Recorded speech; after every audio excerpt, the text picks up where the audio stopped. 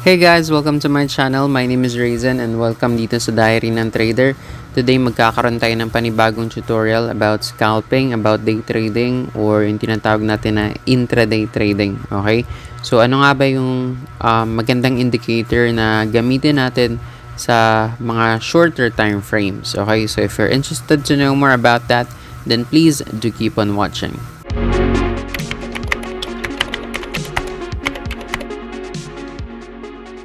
Okay, yung pag-uusapan natin ngayon is yung VWAP. So, paano magdagdag ng VWAP, sir? Maglagay kayo dito sa technical indicator and type nyo VWAP. Okay. Now, kapag may VWAP na dyan, okay, so sir, saan yung VWAP dyan? Hindi namin makita. Okay, so change natin. Ayan, gawin nating kulay puti. Ayan. So, kung napapansin nyo, yung VWAP is sobrang nakadikit sa candles niya. Okay?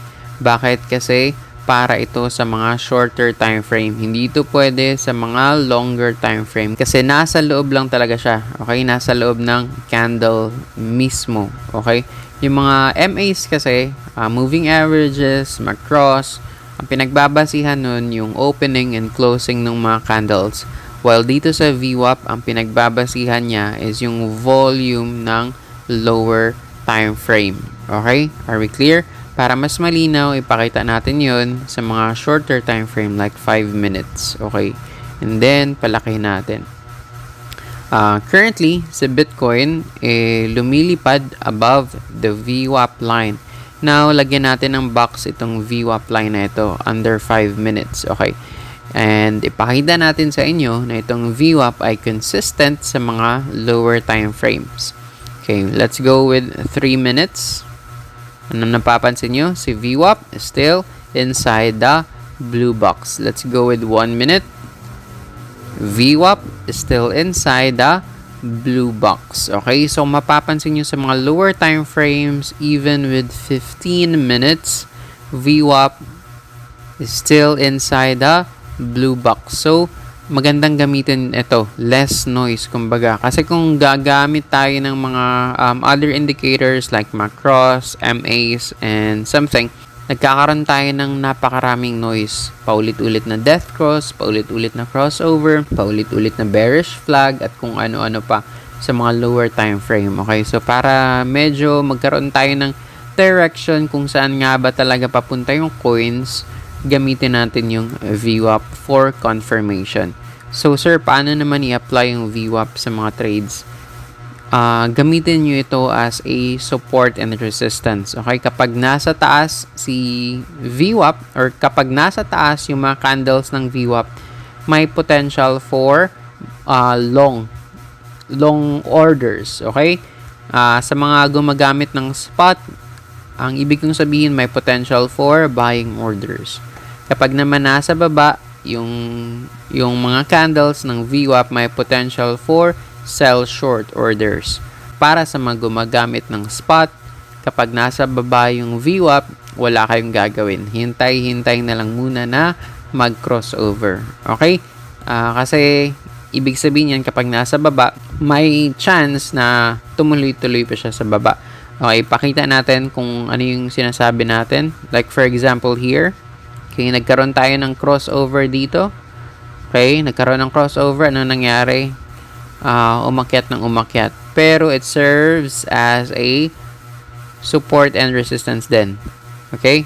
It served as a support and resistance din dito sa previous candles niya. Bumaba, lumipad. Bumaba, lumipad. Okay? Tingnan naman natin yung reverse nito. Ito. Tingnan nyo. Kapag bumaba, might be na tutuloy-tuloy siya sa baba. Okay? So, potential for shorting. Same here. Ayan. Potential for shorting.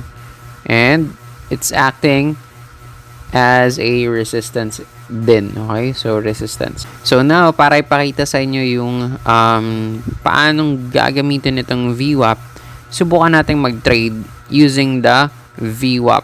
Okay? Subukan natin mag-trade using the VWAP. So, maghanap tayo ng coins na medyo mura kasi medyo mahal na sa Bitcoin. Maghanap tayo ng coin na medyo mura na pasok lang sa budget natin. By the way, yung budget natin is around 1,500 lang. Okay? tulad ng pinost ko last time, yung 1,000 pesos natin, nadagdagan ng 500, okay, by using VWAP. So, yun yung gagamitin natin na technique para ipakita sa inyo kung paano maglaro sa scalping using VWAP. So, sir, advisable ba ito for newbies like us? Okay, so hindi. I would not advise this one for newbies kasi medyo mabilisan yung mga takbo dito. Tapos kung hindi pa kayo sanay gamitin itong mga market orders dito, baka mahirapan kayo sa pag-exit nyo. Okay? Right. So, let's start. Okay, so currently, i-trade natin si Axie. Bakit si Axie, sir? Kasi napakalaki ng volume, uso. So, pwede nating sabayan yung hype ng ibang tao. Gamitin natin yun as our advantage para i-trade yung coin na ito. Okay? Gamitin natin yung pang-hype ng iba sa pagtitrade nito. Okay, so next, let's try to buy Axie. Okay, so sabi ko nga, you buy long or pwede kang magkaroon ng potential order for long position kapag nagkaroon na ng breakout dito sa VWAP. Sa mga nagtitrade sa spot, pwede kayong pumasok or bumili kapag nasa taas na. But again, be careful pa rin kasi it's all about tawag nito, support and resistance pa rin. Okay? Pwede mong i-trade ito without using any indicator sa pamamagitan lang ng support and resistance. Kasi kahit tingnan mo yung VWAP, ganun lang din. The idea of support and resistance lang din. Nagre-resist dito, babalik. Mababangga sa support, aakyat. Okay? So, support and resistance pa rin. Huwag niyong tatanggalin sa mentality nyo or sa technique nyo yung support and resistance. Okay, anyways, so, pasukin na natin. Kasi medyo matagal na yung tutorial natin. Okay, so bilhin natin si Axie using VWAP. And again, nasa taas siya. So, long position tayo. Okay, so cross 15x. Okay, and then sabihin natin 75% nung 1.5 natin, yung itataya natin dito. Now, sir, bakit cross? Cross kasi buy long na muna tayo. Buy long. Alright, napag-usapan na natin. Bakit cross, sir, yung pinili mo? Cross kasi medyo malayo yung liquidation price. Okay, silipin natin dito sa baba. Medyo malayo yung liquidation price sa current price ng market. Okay? Kaya, pinili natin yung cross. Okay? Kasi yung isolated, although safe laruin si isolated, pero medyo malapit yung liquidation price. Ano bang difference nila, sir?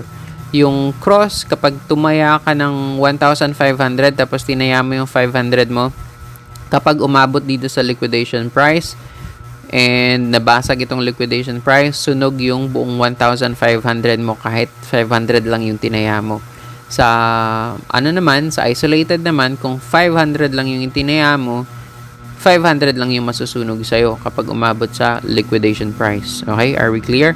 That's the difference between them. Pero of course, may advantages and disadvantage din sila. So, tulad ng sinabi ko nga, sa cross, medyo malayo yung liquidation price. Sa isolated, medyo malapit yung liquidation price. Okay? Are we clear? Now, since nakita na natin yung liquidation price doon, ano man yung gamitin mo, cross man or isolated man, always have a proper risk management. Okay? So, maglagay tayo ng risk management natin. I-identify natin kung saan nakalagay yung ating liquidation price. Ibig sabihin dito, magsaset ka ngayon ng cut loss mo above the liquidation price. Okay, so saan yun? Para hindi masyadong maging malaki yung potential na magiging talo mo, maglalagay ka ngayon ng cut loss above it. So, paano tayo maglalagay ng cut loss natin above it? Pwede kang maglagay ng limit order or pwede kang maglagay ng stop limit order. Pero ako usually stop limit yung ginagawa ko. Okay, now, ang gagamitin mo naman ito is maglalagay ka sa mga areas or sa mga area na handa mong ipatalo or sa mga previous support level nung nakaraan. So, ito yung breakout niya. Ito yung gagamitin natin. Okay, maglagay tayo dito ng 19 point, ano yun? 19.41. Okay. Tapos, ito naman, dapat 19 point, let's say, 40. Okay. So, sir, anong ibig sabihin ng ganyan? Ibig sabihin, we will cut our position if the price is equal or less than 19.41 but not less than 19.40. Okay, ibig sabihin, ika-cut natin yung position natin. Like for example, kung matalo tayo, cut natin yung position natin kapag bumangga sa 19.41. Pero hindi na natin hihintayin na umabot pa at lumagpas pa ng 19.40 kasi baka medyo malaki-laki na yung pwede nating maitalo. Okay? Kung napapansin nyo, nag-set ako ng liquidation or ng cut loss above the liquidation price. Hindi ko na hinihintay na umabot pa yung talo natin dyan. Okay? So, mag-set tayo. Ano yung ilalagay dito? Ilalagay mo rin yung 100%. 100% withdraw tayo kung talo tayo. Okay? So, by doing this one, napapangalagaan natin yung capital natin. Okay? Now, since nag-open tayo ng buy long, okay, to close your order, ang gagamitin mo is sell short. Okay? Now, kung nag-open ka naman using sell short, close your orders by using buy long. Are we clear? Ulitin natin. Kapag ang pinang-open mo is sell short, ang ipapang-close mo is buy long. Kapag yung ginamit mong pang-close or pang-open is buy long, ang pang-close mo sell short. Are we clear? Okay, so let's put an order here with sell short to close our order. Okay, boom. Ayan. Ulitin natin. Etong line na ito, palakihin natin para mas malinaw. Style. Let's try to change it to red para maging danger zone natin yan. Okay, so the danger zone is itong liquidation natin. Yung safety net naman natin is itong stop limit natin. Okay, are we clear? Stop limit yung magiging safety net natin na in case magkaroon ng buhusan and magkamali tayo dito sa order natin, yung order natin kanina na buy long, kung magkamali tayo dyan kasi we're thinking na lilipad si Axie, okay? Pero kung in case na magkamali tayo dyan, at least hindi ganong kalaki yung pwede nating maitalo, okay? Hanggang dito lang sa mga levels na ito. We will cut and we will protect our capital. Okay? So, that's it. That's for proper risk management. I-risk nyo lang yung amount na pwede nyong ipatalo. Are we clear? Okay, so I hope we are clear on that. Now, ayan, napapansin nyo, pababa pa ng pababa ngayon yung price ni Axie and baka matamaan yung natin, yung stop limit order natin. In case matamaan man yan, be strict with your order. Kasi ulit na natin, hindi 100% natama ka dito sa trading. Okay? Possible na masunog ka, possible na mag-against sa flow mo, mag-against sa bias mo, yung mga orders natin dito. So, possible lahat-lahat na yun. Possible na mali yung technical analysis natin. Possible na maglaro yung whales. Okay? Kahit gaano pa man kaganda yung formation ng mga candles, kung maglaro yung whales, ganun din, sunog din. Possible din na matalo tayo during weekends kasi nga taking profit time yan. And today, it's Sunday, taking profit time ng iba. Okay? So, might be magkamali tayo, then it's okay. Itaya mo lang yung pwede mong ipatalo. Okay? Might be na manalo tayo, then it's okay. Mag-take profit kayo kung saan na yung area na masaya na kayo. Okay? So, that's it. So, ngayon, iiwan na muna natin itong trade natin na ito and pagmasdan natin kung hanggang saan aabutin itong VWAP natin. Okay? Kung totoo ba na kapag above it, may potential na magtuloy-tuloy sa taas. Okay? Or, magkamali tayo, at least mapakita natin yung tinatawag natin na risk management. Okay? Dahil hindi sa lahat ng oras pwede kang manalo. Pwede tayong matalo. Ulitin ko, pwede tayong matalo. Okay, so iwan na muna natin ito and observe na muna natin. Balikan natin ito after a few minutes. Okay? Hey guys, I'm back. So, ayun na nga, medyo umaakit na yung gains natin sa ngayon, pero hindi dapat tayong mag-expect na malaki yung kikitain natin kasi nga 1.5 lang yung itinaya natin. So, kung kikita ka man ng 300 or 200 or 500 sa ilang minutong trades lang, napakalaking blessing na. Okay? So, gain is gain na yun. Sino ba naman yung magbibigay sa'yo ng around $2 or $5 kung sakaling magtuloy-tuloy itong trade na ito. Okay? So, I hope may natutunan kayo dito sa trade natin na ito or sa technique na ginagamit natin dito na kahit sa ilang minuto lang, pwede tayong kumita ng pera kapag ginamit natin itong ganitong technique. Okay? So, again, dito na magtatapos ang ating trade or ang ating tutorial. I hope may natutunan kayo. And see you again later, guys, sa live stream na gagawin natin mamaya. Okay? I hope to see you sa mga subscribers and followers natin sa Facebook and YouTube. So, salamat po muli sa inyo. Close na natin yung market. Alright, so hanggang sa muli, paalam, God bless.